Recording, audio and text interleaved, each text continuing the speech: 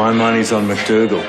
By 3 lengths. Geldings are the ones to watch. Being a gelding doesn't guarantee a win, Mr. Nicholson. They're stronger, statistically.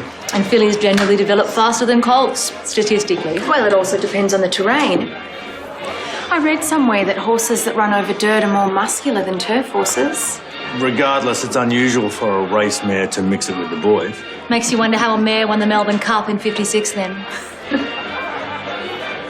Hazel, you don't have a hope of getting your funding application through. May the best horse win. Mahoney 1, Nicholson 0.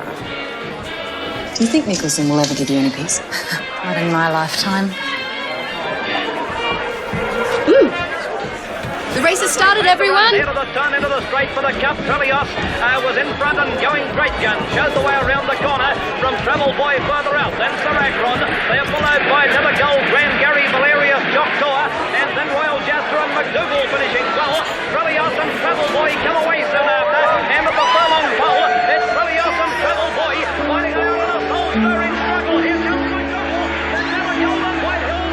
But McDougall, under the urging of Pat Brennan, is going for the wire as straight as a gun barrel. And McDougall wins the cup from Never Gold. Third is White Hills, followed by Grand Gary. You've never won anything before. Milana came last. What does that say about my betting skills? I'm buying the drinks tonight. Hazel, I can't believe you did it to someone else. What are you talking about? You know exactly what I'm talking about. You had a responsibility as her mentor. Instead of supporting her, you let her down. How dare you? How do you know? Have you been going through my things? I had to know, and I was right. You did to her what you did to me. I have got enough responsibilities without having to deal with this. You know what? You are going to pay for what you've done.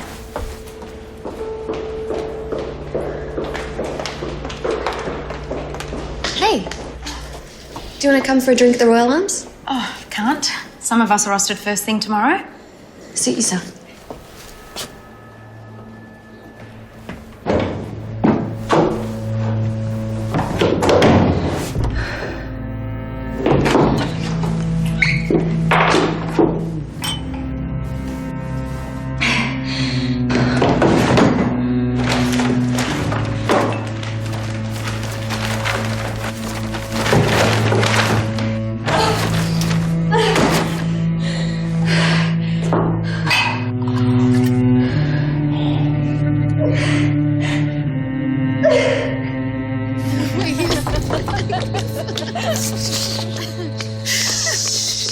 Thanks for walking us. I promised I would.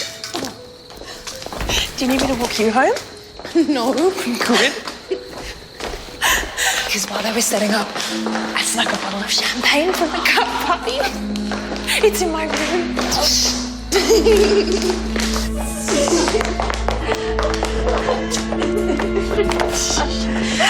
Just let me go to the bathroom. Okay. I'll be back. Okay.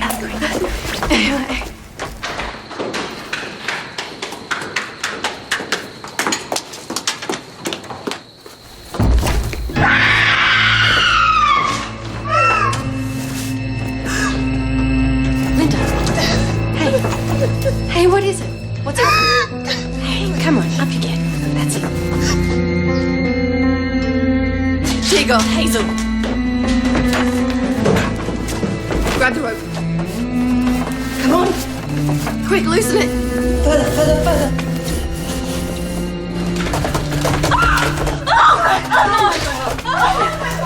It's Mahoney!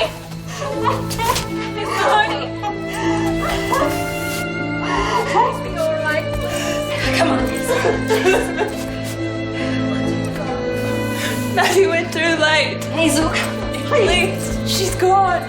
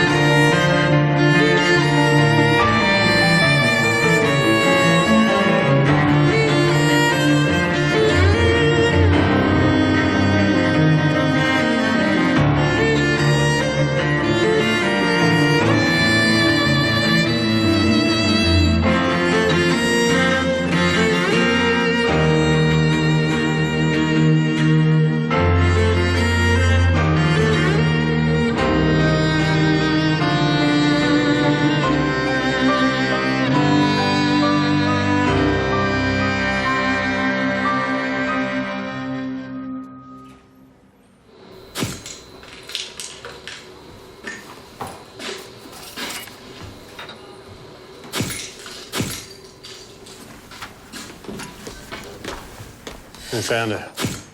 Linda Butler and Maddie O'Brien. Thank you all for your assistance. If you'd like to make your way back to your dorm rooms.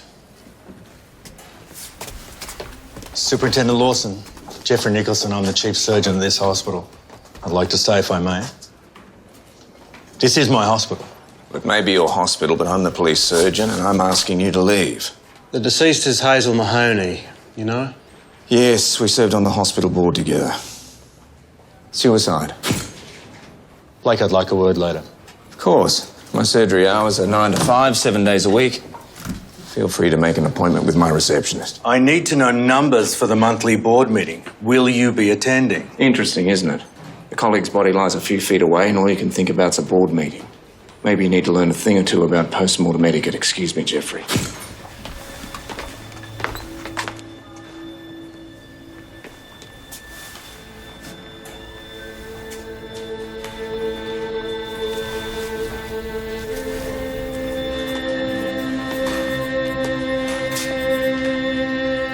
The little step stool in the laundry. I moved it out of the way so I could get to her. Right. Do you remember which way the steps were facing? They were facing the door. The door. That's interesting. Maddie, how about you let me walk you home? Is there anything else I can help you with? No. You let Danny take you home. Try and get a good night's sleep, eh?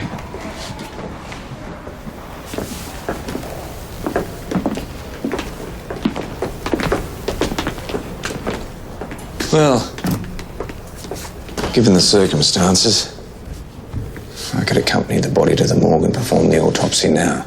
No. Hazel was a close colleague of yours. We need someone impartial for the job. Think of it as post-mortem etiquette. Only one of you need to do the autopsy. I'm sure Gus could handle it. Just make sure you keep Mr. Nicholson happy, all right? Why is that? Just trying to reduce the amount of times that you piss people off.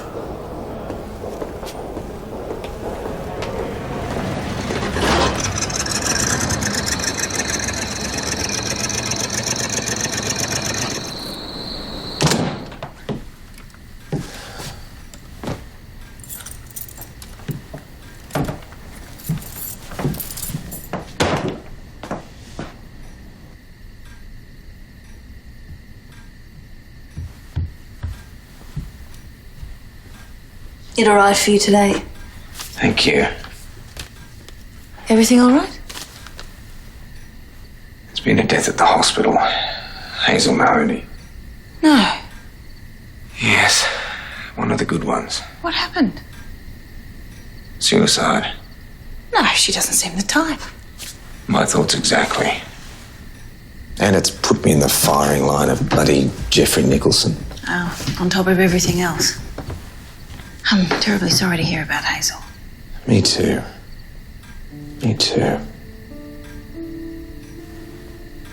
Well, good night, Jean. Good night.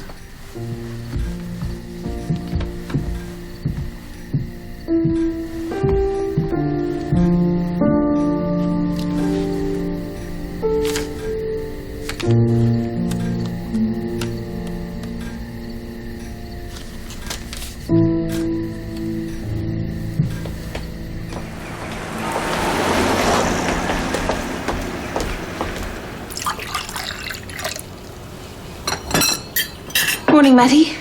Morning. Thought you might be taking the day off. I wanted to see if there was anything I could do to help. Hazel's family will be arriving today to make funeral arrangements. Yes. I expect it'll be quite a sizable turnout. Oh, first female surgeon at Ballarat Hospital. Quite an achievement in itself. Yes, she made such a difference.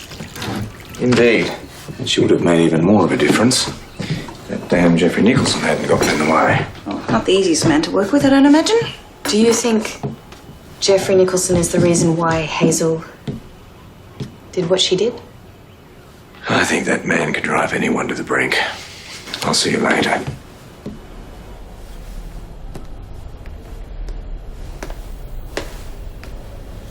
Clearly ignoring orders again. Hazel Mahoney was a colleague of yours too, Gus. Perhaps she shouldn't be here either.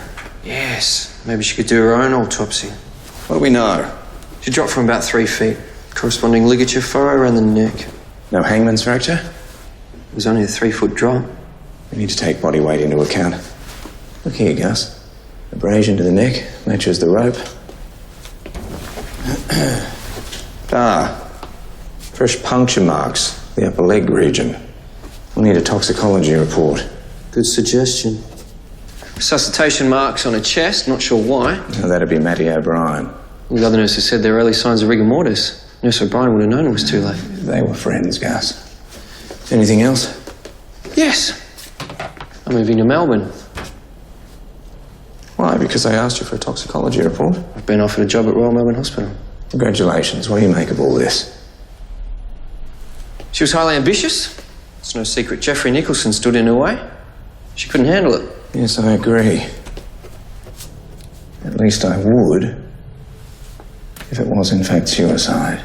Remnants of a saliva trail here. That's fairly standard. Not when it runs out of the mouth and around the back of the head. This suggests she died horizontally. Hazel died before she was hanged. You might still have a few things to learn, Gus, before you head off to impress Melbourne. Fancy a trip to the police station?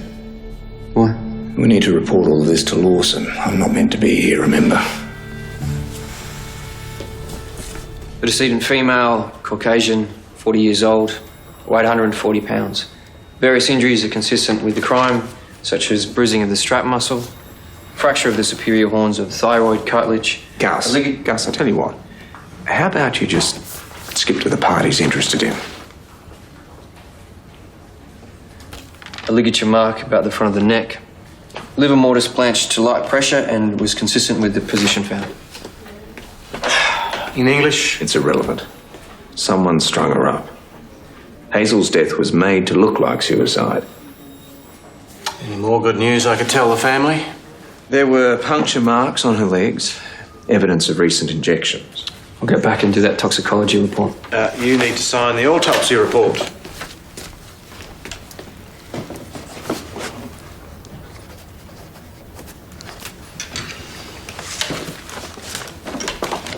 Imagine working with that every day. This is fairly laid back. Almost as laid back as his patients. How do you manage it? Well, the fact that he's about to start an impressive new job in Melbourne helps no end. Listen, I really want to find out who did this. Just as long as you leave your personal feelings for Jeffrey Nicholson out of it. Jeffrey is very much in this. You got any proof? I'll find it. Matty O'Brien. Just a couple of routine questions, Matty. Just coming through here. Hazel was at the Melbourne Cup party, and yes, she had been drinking. And then I saw her leave. What time was that? I couldn't say really. When was the last time you saw her? In the corridor? Was she with anyone? Take your time, Matty. Parks. Carol Stunning. She's a nurse in the hospital. Was there anything unusual about their exchange? They were having a disagreement. What about? I don't know. They usually disagree? I can't. I don't really know. Can you remember anything about the conversation? Well, Carol said, I think you're going to pay for this. What was the last interaction you had with the deceased? I asked her if she thought Mr. Nicholson would ever give her any peace. What was her response? She said, not in her lifetime.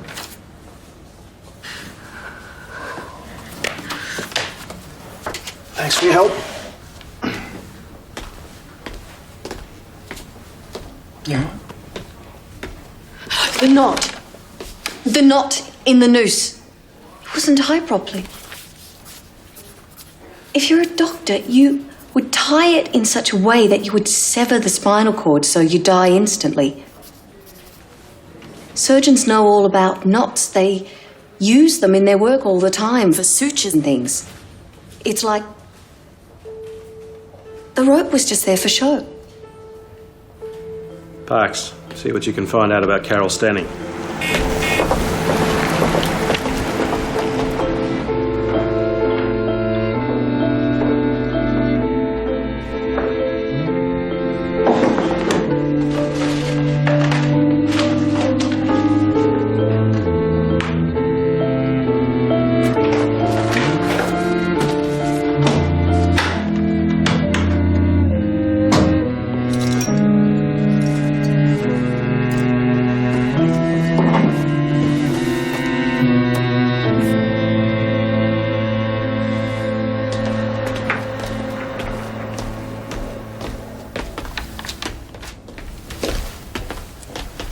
I found Hazel's record book. It was hidden in Carol Stanning's room.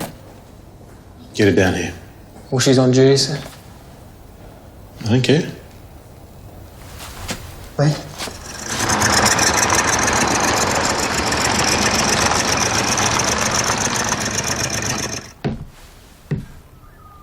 Maddie? They sent me home.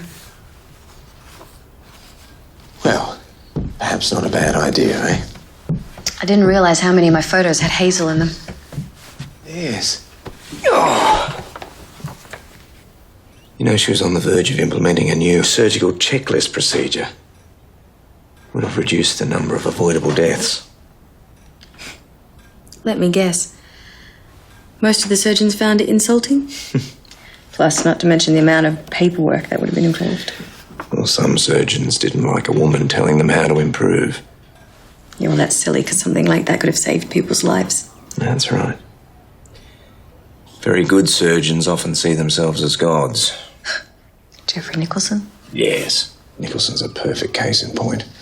That's a great shot. It was taken at our Christmas party only last year. She looked so happy. You know, Maddie, I think someone else was involved in Hazel's death. I simply can't believe it was suicide. Yeah, that would make sense. And I'm going to head to the hospital and find out all I can. Found this in your dorm room. It's Hazel Mahoney's record book. I don't know how it got there.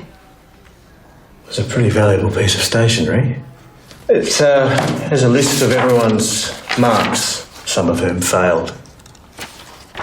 What's your point? Well, I'm assuming that you passed first time round.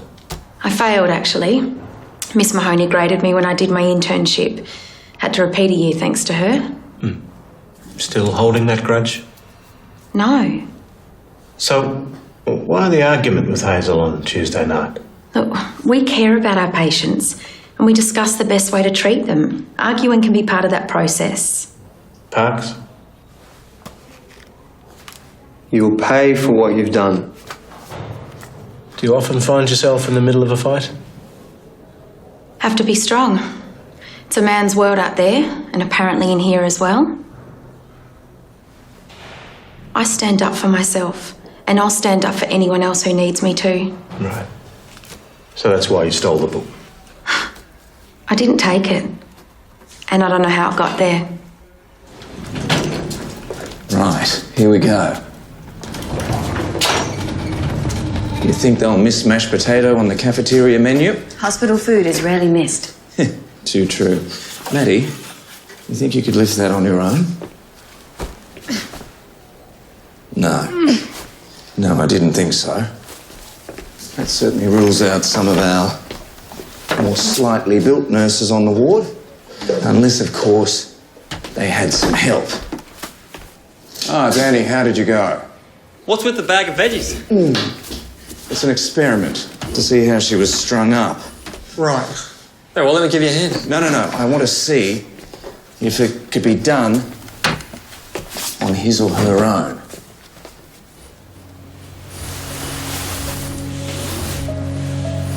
Now watch yourself, Maddie. So someone with a bit more strength than you, and perhaps as much as me. If Hazel was standing on the step stools with the intention of jumping, I wonder which way she'd face. What? Towards the door? Yes. I think someone wanting to suicide would face the door in preparation in case someone was to walk in. And if I jumped from this height, I think there's every possibility my neck would break. What are they, Danny? Well, you know that they're staff files. So come on, ask me. All right. Would you mind opening Jeffrey Nicholson's file for me? You know, I can't do that. Well, could you do it for Hazel? I got one more room to check, so I'll come back and get the file in a few minutes. Good man. Thank you, Danny.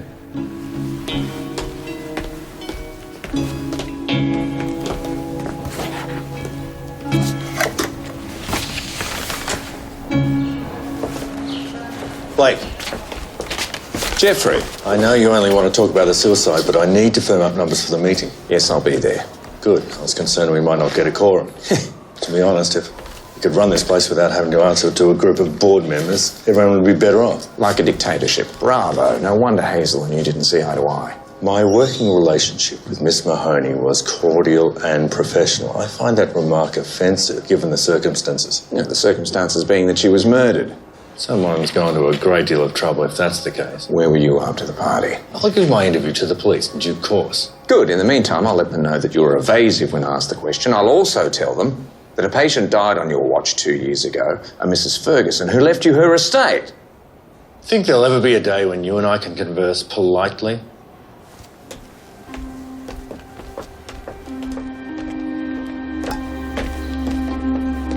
Jeffrey?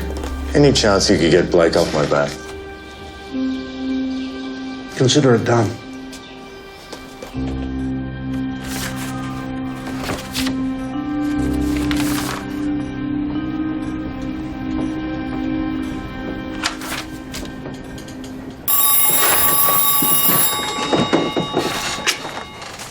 Yes, Dr. Lucian Blake.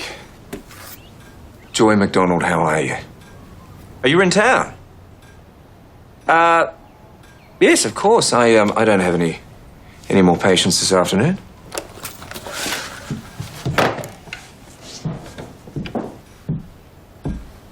Hazel Mahoney? Jean, you're here. Perfect. Yes. Yes, Hazel weighed around 140 pounds. I'm trying to work out how much she weighed during her fall. Why? Well, it might tell me whether her neck should have been broken or not. Was her neck broken? No. I'm sorry, I'm not quite following. Well, if I can prove that her neck should have been broken due to her weight and the height of the stool, it might be proof enough for Lawson to convince him that she was in fact murdered. Would you mind just stepping on the scales? So, I'm Hazel Mahoney. Yes, you are. I'll have to add a few more pounds to the calculation here. And, yes, would you mind popping up the stool there for me? I won't let you fall. Oh. There we are. Wonderful. Now, when you jump onto the scale... Jump onto the scales? Yes. It'll tell me what your dead weight might be. Right. Yeah. You ready? Oh! I'll get that.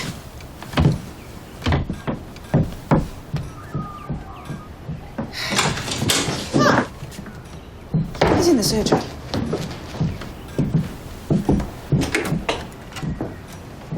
Do you do your best thinking from up there? Joy. Carol stole it because of me. Can you tell us why, Nancy? Miss Mahoney warned me that my grades might not be enough to pass the year. I told Carol at the party, so she stole the doctor's record book for me. So you and Carol, you stick together? She looks out for me. So if she told you to jump off a bridge? We didn't hurt Hazel. I thought the grades I got were unfair, so I told Carol. You don't trust the marks Hazel gave you? A lot of the time we're marked based on how confident we are with our patients. Which you're not? Do you know how hard it is to be strong in a world for someone like me? The world is set up for people like you. And you? Were you instrumental in the death of Hazel Mahoney? No. Where'd the burns come from? Where'd the burns come from? They wrote burns? What brings you back to town? I'm doing a piece on a local surgeon. Well, Jeffrey Nicholson, I hope. No. Patrick Tyneman has asked that I write a profile piece. On? You. Bloody hell. Lucien, what did you honestly think would happen when you introduced the two of us? It's hard to deny you are a great story. Besides, Patrick Tyneman has contacts beyond Ballarat, and my editor is one of them. It'd be slanderous. Not if it's the truth. And how much truth do you have on me? You mean apart from you shutting down a factory full of migrant workers? And, according to Tyneman, attacking a visiting British consul? Yes, that was a good one. And now going after a prominent local surgeon? Yes. It's quite an impressive list, isn't it? Told you. I still think the Nicholson story is better, and I'll tell you why. I did some digging, and I found out a patient died on his watch a couple of years ago, and assigned property to him in a will. Not that he needs any more property, but anyway, it'd make a terrific story. Like every other time you've suggested a story. No. This story will be terrific for you and your editor. Look. Hazel Mahoney was murdered. Jeffrey and Hazel were enemies. It's a long bow to draw. Yeah? So, why don't the police deal with Nicholson? Oh, he hasn't been questioned yet, due to his overwhelming surgical roster. Surgeons certainly do live by their own rules. I may have to bring him to trial myself. In a room full of hospital board members. Might give me substance for my next article. Yes. Don't you open your mail these days? Singapore. Your wife and child were last seen there, weren't they? Yes. And the search continues. Any word? I'm afraid there may be a few words in that letter. Inspector Lawson called. He asked if you'd go to the hospital and have a look at Nancy Carmody's burn marks.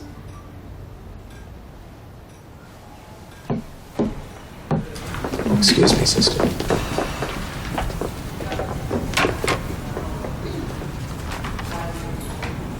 Well, it certainly must have hurt. Yes. Superintendent Lawson wanted me to ask you about those burn marks. Told him that they were not rope burns. They didn't have anything to do with Hazel's... Miss Mahoney.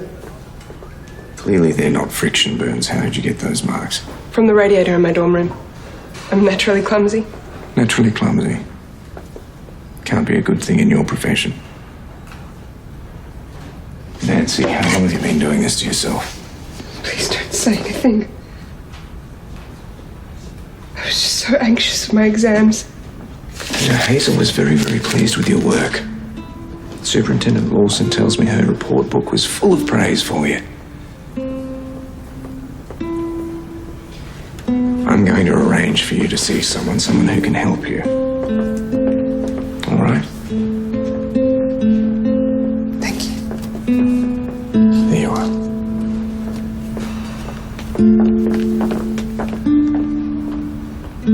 Well, it certainly wasn't Nancy Carmody. No, she's frightened of her own shadow. Those marks on her hands, they weren't rope burns. Carol Stanley's all bravado. But no alibi. We've interviewed everyone at the party or who was rostered on. Jeffrey Nicholson? We're still working on that. Oh, come on, tell me you're joking. I mean, surely he can find time between rounds of golf. Apparently the one surgeon down at the hospital has been unable to get away. Right. And Tyneman vouched for him. He'll be brought in when we can get hold of him. Well, can I at least check his surgical roster? He wasn't rostered on, we've checked. Ah. Well, the evidence is mounting, isn't it? I don't need to remind you it's innocent until proven guilty, not the other way around. What about the needle marks? I mean, someone could have injected her. Gus, what have you got? Toxicology report from Miss Mahoney. Miss Mahoney had morphine in her system. Bet you weren't expecting that. Morphine. A controlled substance. Therefore kept under lock and key. The only people with access are senior medical staff. Like I said, the evidence is mounting. Leave it to us, Blake. Look at that. Blake's residence? Oh, Mrs. MacDonald. No, I'm afraid he isn't. He's at his hospital board meeting. About 20 minutes ago? But you can leave a message.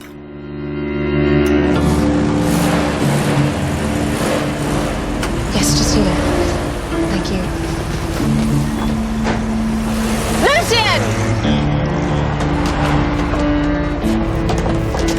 Lucian!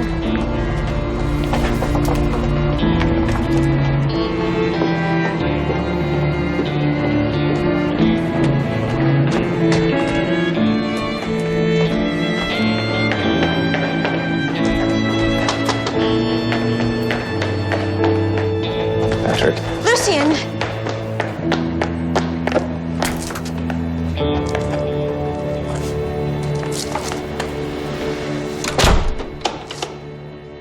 In summary, an application was presented by Dr. Hazel Mahoney.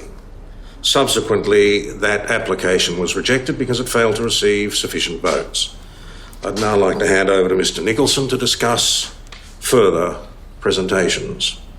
Gentlemen, my request is that the board support a research project into new trends in surgical procedures at the Johns Hopkins University in America. And my request is that we take on Hazel Mahoney's recent proposal posthumously. We won't be doing that, Blake. Why not? Because it's already been rejected. Our current priority is to make Ballarat Hospital worthy of international recognition. Well, the procedures Hazel wanted to implement could do just that. Gentlemen, my funding proposal sits in front of you. I hope that it's considered with the utmost importance. And I hope you all consider that Jeffrey Nicholson stands to make a huge financial gain from Hazel's death. And that's motive.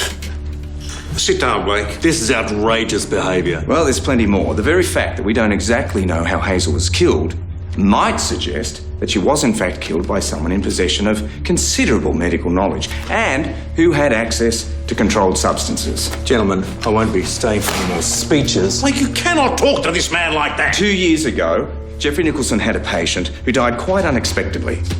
There was an open finding into the death. No cause was found, just like with Hazel. And he made a significant financial gain out of that death as well. 2 weeks before she died, the patient, Mary Ferguson, altered her will. Fancy that. Leaving all of her substantial estate to Jeffrey Nicholson.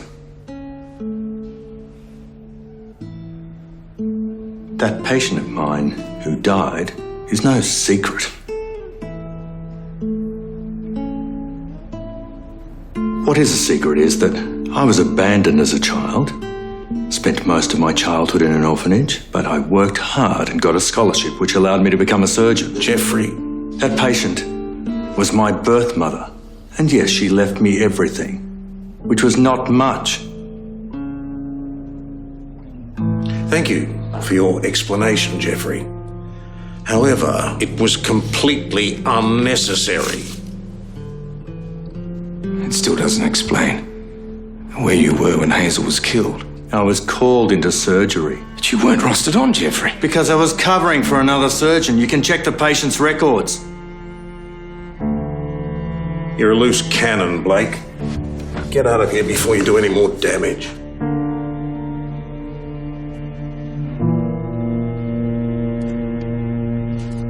Gentlemen, you have my resignation.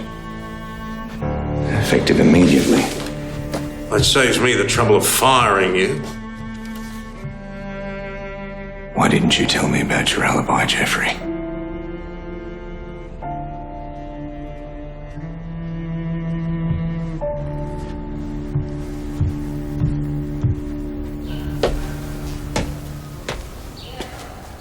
Jeffrey's silver spoon wasn't so silver.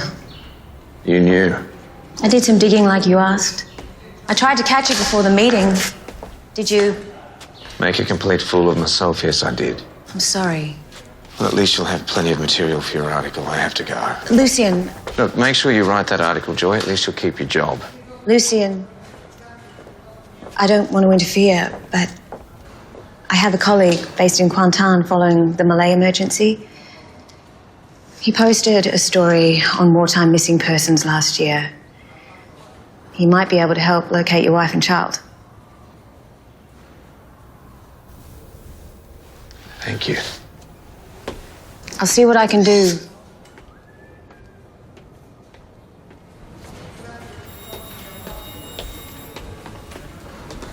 Miss Stenning, what can we do for you? Is Inspector Lawson here? He's with someone. Can I help you? I wanted to make a statement. Okay. A couple of the girls and I had been drinking that night. I was showing them the new X-ray machine. I accidentally scratched one of the glass plates with one of my rings. Sounds like an expensive accident. Thought if I kept quiet, I could buy some time, work out a way of perhaps replacing it. And admitting to it is better than being a suspect in a murder. It still doesn't explain how Hazel's record book was found in your room.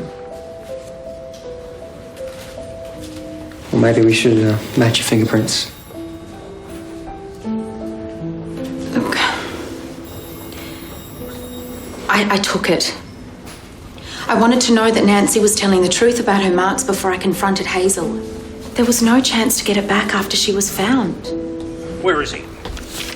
Lawson! Lawson! Get out of my way. Out of my way. Patrick, what seems to be the problem? Your bloody mate, Lucian bloody Blake. He's gone too far this time. What's he done now? I want him sacked. Well, hang on a minute. You sack him, or I'll go over your head.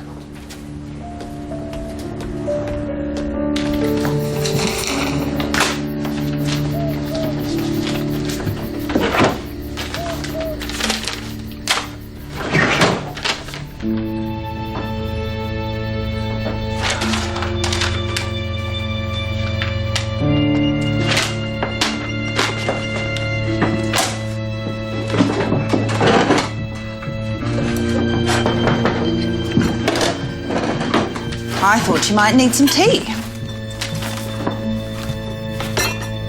Lucy? I made a fool of myself, Jean. I humiliated Jeffrey Nicholson in front of the entire hospital board. I treated the man like he was a bloody criminal. Then I resigned from the board before they had the chance to formally remove me.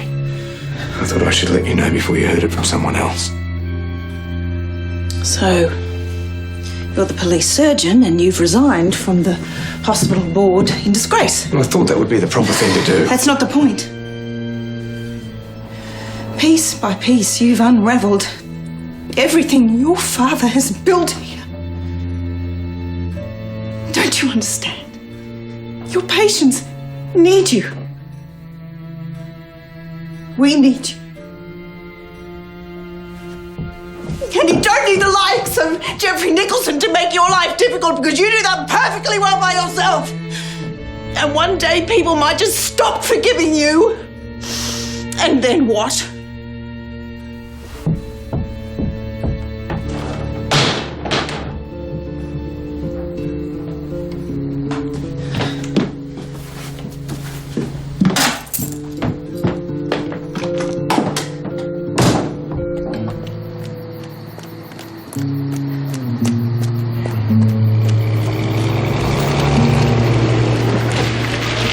Jean, are you all right? Evening. Evening, Matthew. Whiskey's a good idea. He does all the damage when he's sober anyway.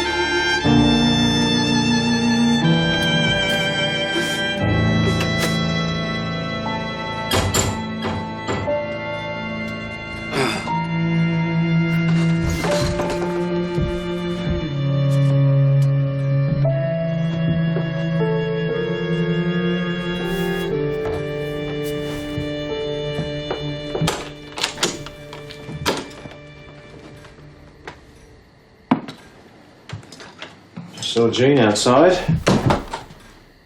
She can't stand the sight of you either. To what do I owe this visit, business or pleasure? Pleasure. I'm here to fire you at the behest of Patrick Tyneman. Wonderful. Ah, bloody hell, Lawson. It's been wonderful working with you. Now all I have to do is place an advertisement for a police surgeon. Well, I hate to say it, but Gus would be the obvious choice. If he didn't already have a brand new job in the big city and he didn't drive me more crazy than you do. Thanks very much. Doesn't leave many on the list of candidates. What about you? You working at the moment? Well, interestingly enough, I've just been fired, so it's probably good timing. Take that as a yes, then. Oh, Matthew, why would you want to rehire me? I cause you nothing but trouble. And as it turns out, I make terrible bloody mistakes. You get it right more often than you get it wrong. Whoever killed Hazel covered their tracks superbly. Truth is, I can't do it without you. And what about Tyneman? You find out who killed Hazel, Tyneman will get off your back. If he doesn't, I'll handle him. Hazel's record book. Towards the back, you'll find a list of her daily activities. Might help. Yes, it might. So, who do you think killed this doctor, then? I don't know. One thing I know for certain. It's someone at that bloody hospital. Narrows the field down.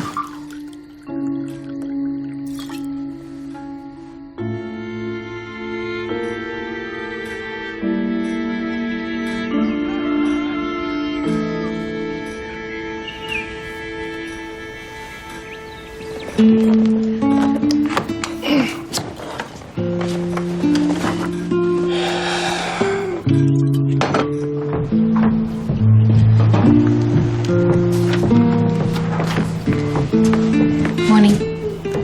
Haven't seen Jean, have you? No, I've been at the hospital all night.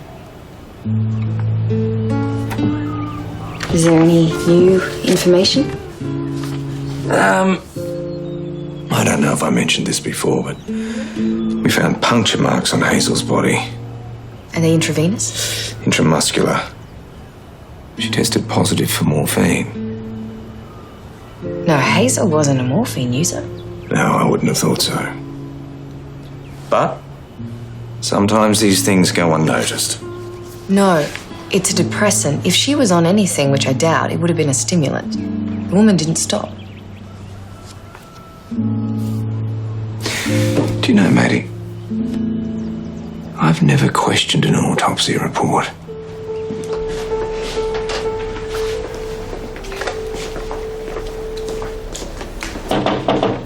Dr. Blake. Linda, how are you? Okay. Place isn't really the same. What can I do for you? I don't suppose I could take a look through some of the old prescriptions, could I? Mr. Nicholson wouldn't really approve. No, of course. And I respect that. Thank you, Linda. Thank you for your time. Dr. Blake, is this about Miss Mahoney? Yes, it is.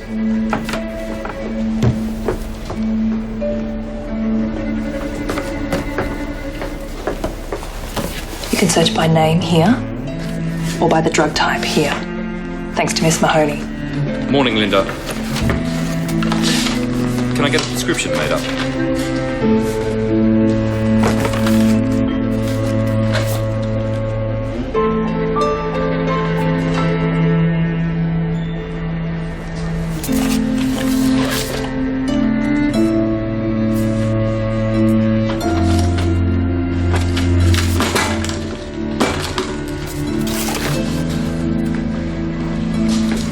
Linda. Look, Mr. Giovanni Morgani has taken out a fair bit of morphine. Do you know this patient? No. Do you mind if I hang on to this? I will bring it back. Thank you.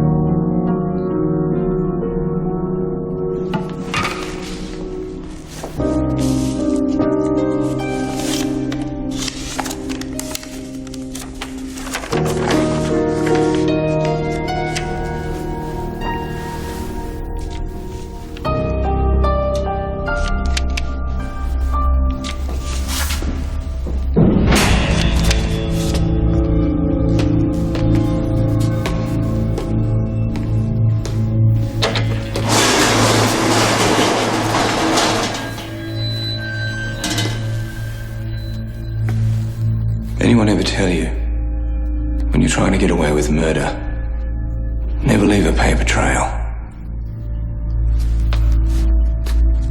Prescriptions for morphine under the name of a famous dead Italian pathologist, not a smart move. Your choice of lethal injection, however, exceptional. Potassium chloride, hardly detectable after death. Of course, it explains the puncture marks on Hazel's legs. Indeed, it was Hazel's procedures that uncovered the fact that you're a morphine addict. She even gave you a chance to get clean, didn't she, Gus? Would have meant the end of my career. So you dealt with that problem by killing her, didn't you? Miss Mahoney had morphine in her system. You tried to make her look like the addict by substituting your blood for hers. Oh, you're so bloody smart, aren't you? You know what I wonder about, Gus? I wonder why you didn't simply give her an overdose of morphine, but of course that's part of the problem with addiction, isn't it? It's tough to part with the goods. A healthy 40-year-old woman with puncture wounds to her upper legs would have started an investigation. Yes, of course.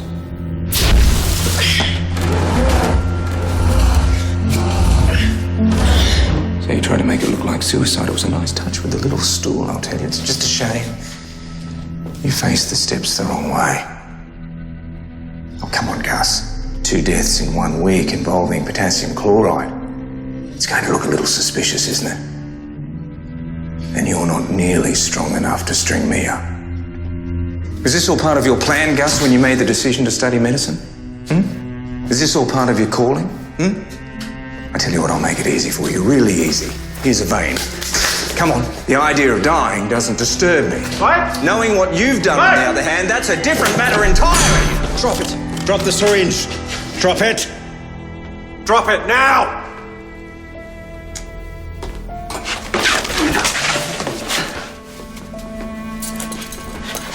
Matty O'Brien told me you were here.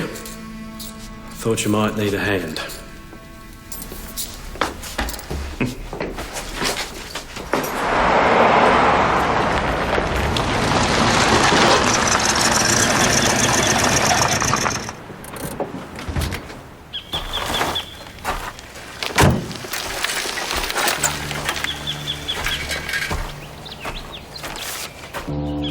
Thank you.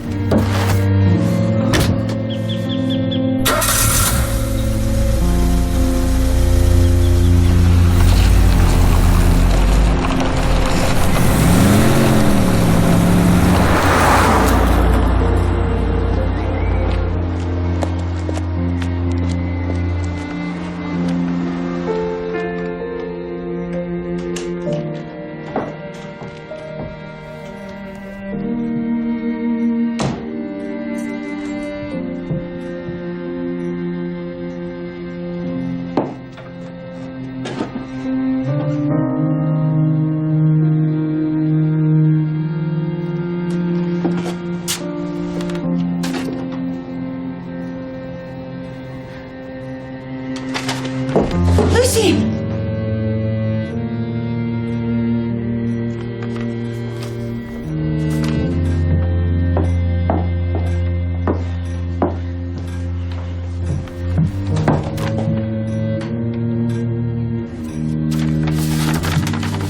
Dear Jean, I have received word that my daughter is alive, and arrangements have been made for me to meet with her in Shanghai. This is the journey I have longed to make for so many years. You, of all people, will understand how much I need to see her, to hold her, to tell her I love her. Oh, Inspector Lawson. Hello, G. Oh, come in.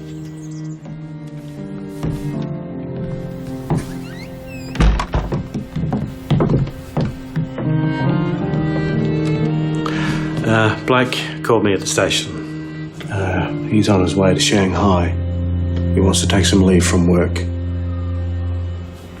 He wanted me to pick this up and give it to you. Oh. He'd like you to open it. Who knows what will happen or how it will end, but please know this. In coming back to Ballarat, to my father's house, I have found a place of light in the darkness. I have found my home. Thank you for caring and for being my friend. For the first time in a very long time, this feels like the beginning and not the end. Yours, with much affection, Lucia.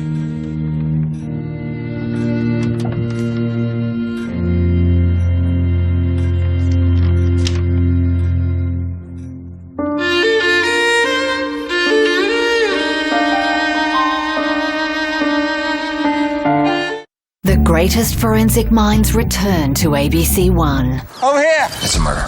New season, new cases, new recruit. Congratulations. Thank you. New Silent Witness starts next Friday, 8:30.